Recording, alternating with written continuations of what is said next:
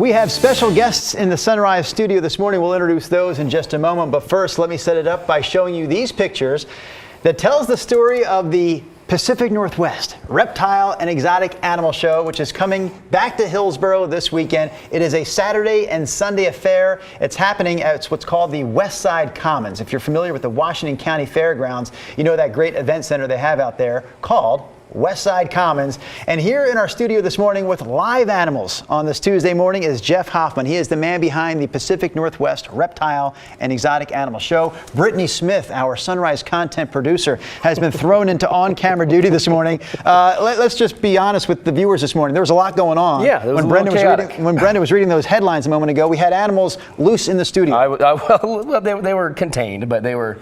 They weren't in your hands, Jeff. Let's be honest. They were a little on their own. What was running around back That was a crested gecko. There was one of them that wasn't quite as tractable for TV. Okay. So that one went back in its container. This one seems to be okay in my hands. Doing well. So there's all kinds of reptiles, all kinds of exotic animals at this show this weekend. Brenda, I know you're very busy this morning, but should you find the time in your day to join us, we do have animals for you to hold as well. Oh, that was enough, Jay. That was enough to lure her over. All right, well, can we give Hedgehog? Sure. Yeah, there you go. Hey, Jeff. Hedgehogs are Jeff was just telling me hedgehogs are the most vicious animals on earth. He's too small to do any real damage. Yeah, he's prickly. Jeff is a friend of the show. He's been on many times before. You were the man that got Brenda Braxton to overcome her fear of snakes. Am I right about that? It is true. I was scared to death before. You're like, look, you talked me through it, and I'm a convert. We have several photos of you holding them now. Yes. So we can talk more about snakes next hour, but let's start with the animal that Brittany is holding. What do we have here, Jeff? This is an emu chick. Emus are the second largest bird in the world, about 5.5 feet tall, full grown. Not quite there yet, but this is about a 1 week old chick. 1 week? Yeah, they grow fast like most birds do, so it won't be this small for long. Okay. In my hand this morning. This is a crested gecko. This is one of the more popular pet species of geckos. It's full grown at this size. Really? Yeah. They live about 15 years. You were telling me earlier not to touch its tail? I just don't want you to pull. If they lose their tail, it doesn't grow back, and they actually use it for grabbing onto things. You'll see how it curls. So when they're climbing through trees and branches, they use those as basically a fifth limb. You got it all excited, Jeff. I kind of liked it when you were just sitting still in my hand there. Here. Okay, put your hand back. You're fine. I'm not fine. There you go. I'll tell you when I'm fine. There you go. I am not. Okay. So they call them an eyelash gecko too. If you can zoom in on it, I don't know, but you see the crest on the eyes there. You want Jay with that camera to zoom all the way in on the eyeball of this little animal? If Jay's able. Jay, are you that good? No, shaking his head no. We'll get different equipment for the next segment. All right, we have a slightly larger animal next to me here in Brenda's hands. This is a pygmy hedgehog, African pygmy hedgehog. That's full grown right there. This is a female. This is now bino phase, and they're a pretty popular exotic pet as well. As you can see, they can become pretty tractable. They like to burrow. They dig for food, and they like the smell. Like if you have perfume, sometimes they'll kind of nibble on you because they like different scents. So just keep an eye on that. Okay. As we run out of time, and we'll show our viewers right now the information as to where you can find and when you can find this weekend's Pacific Northwest Reptile and Exotic Animal Show. Can you give me the quick spiel on what kind of people are required when it comes to raising animals like these? Well, just anybody that's willing to put in the time and effort. And the best part about the show is we have experts there that can walk you through everything you need to know about keeping these animals.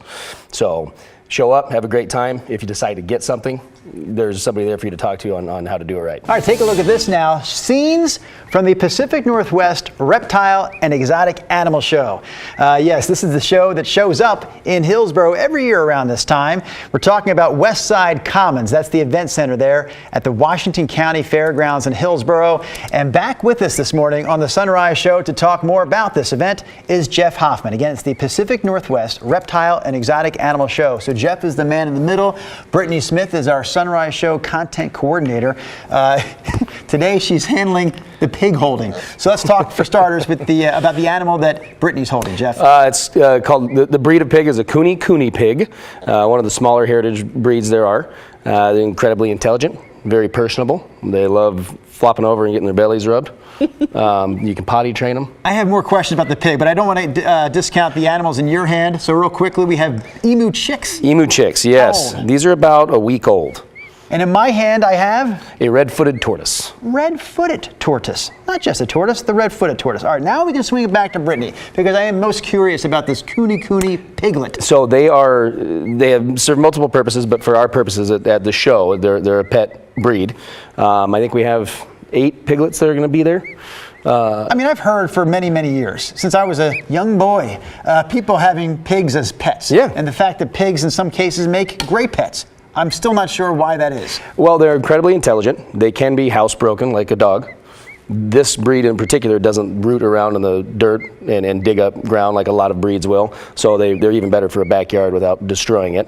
They're just a lot of fun for a unique pet if you want to step outside of the dog and cat realm. Do we know how old the piglet that Brittany's holding is? About 8 weeks. And is it wrong for us to put the piglet down on the ground and watch it move around? It would probably take off. Okay. And then you'd be chasing around trying to catch a pig. It's safer to put the red-footed tortoise down on the ground? A lot easier to catch up to. Okay, I'm just going to put them down because Jay's got that mobility with that camera. And he can see things low and high on this Tuesday morning. So there's your red-footed tortoise. Again, we're suggesting perhaps the tortoise might make a good pet. I would think one of the reasons you're going to have it for a long time. Yes, yeah, that's definitely a long-term pet you want to plan ahead for. I take that as a plus. I guess some people might consider that a minus, but I was thinking the long-termness of the tortoise was a good thing. Yeah, no, it is, and they're great at eating vegetable and table scraps from the kitchen. Great way to not waste. Well, I'll tell you what, sometimes when I go for walks with Blaze, my dog, it's this, I gotta love this action.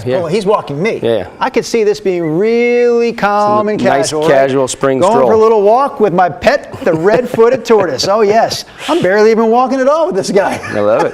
That's my pace. So can you tell me about the educational aspect of your shows? Yes, so every vendor that we have is an expert in the field of whatever species they're working with. But we also put an emphasis on educational exhibits to help people understand what they're getting into and the best way to keep these pets healthy for a long term.